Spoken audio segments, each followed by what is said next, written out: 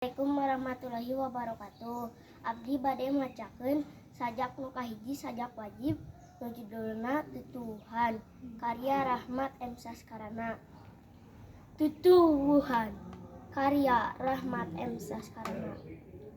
Tutuwuhan ngawarah kuring nitah sabar kapelok anu dipelak teu bisa nanyakeun iraha kapan buahan.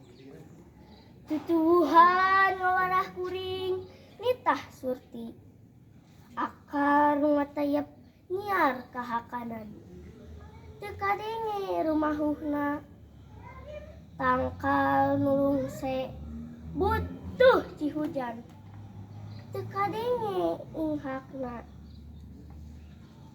Tutuwuhan ngawarah kuring nitah nyaho mulang tarima kalemah tempat namatu murakeun dangdaunan pikeun kasuburan ka manusa nu melakna mere bungbuahan geus sanyambung kahirupan.